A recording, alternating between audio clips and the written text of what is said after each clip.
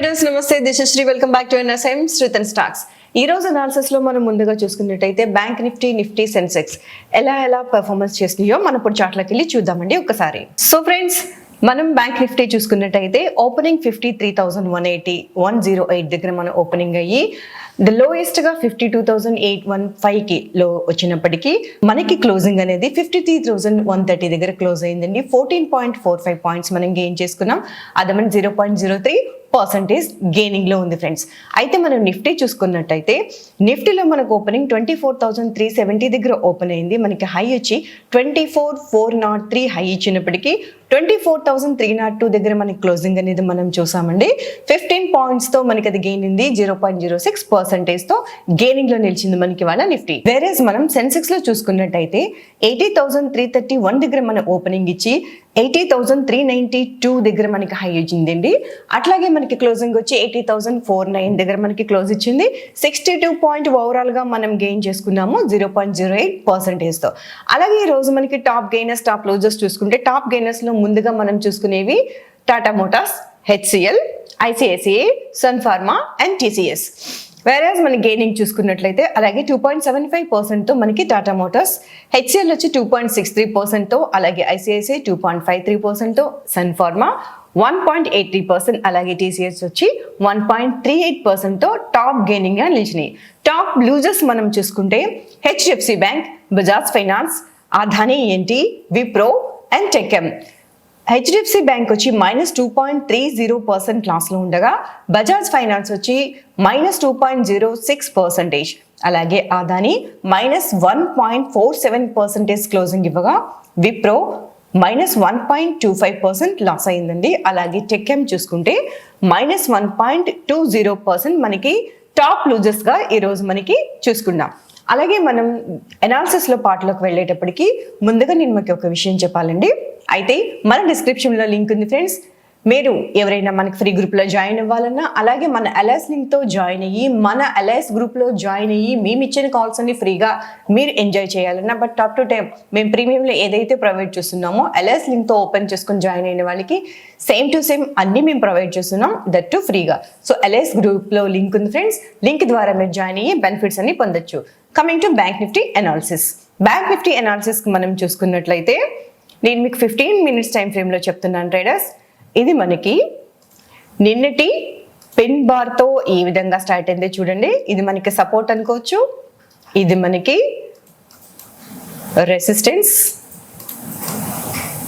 Okay, ఈ support resistance మనం ఒకసారి చూసినట్లయితే నిన్నటి మార్కెట్లో ఒక మంచి బేరిష్ పిన్ బార్ తో మార్కెట్ స్టార్ట్ అయినప్పటికీ కొద్దిగా మనకి గెయిన్ అయ్యిందండి.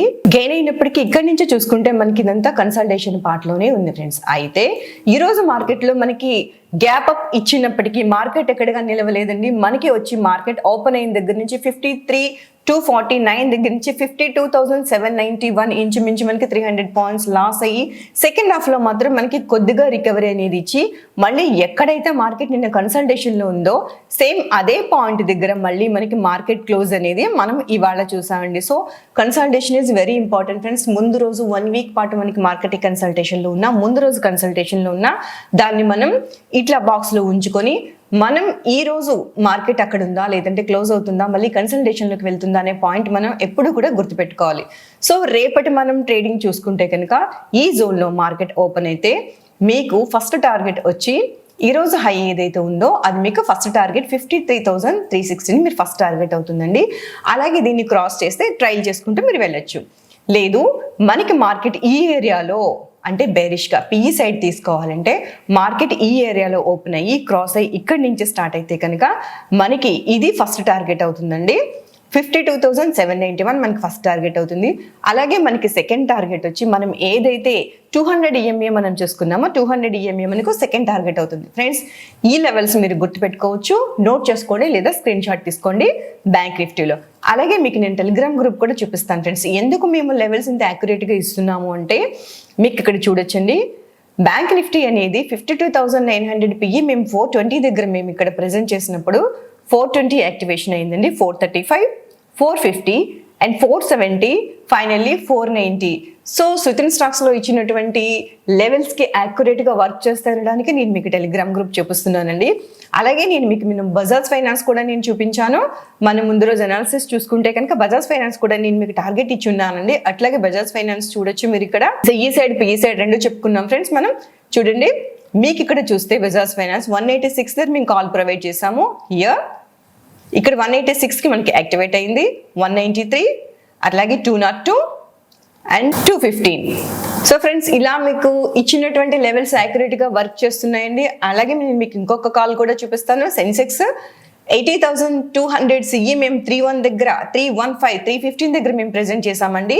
యాక్టివేట్ అయ్యింది 315 to 376. అంటే మీరు ఇక్కడ టైం చూడొచ్చండి. మేము ఇచ్చింది 9:33.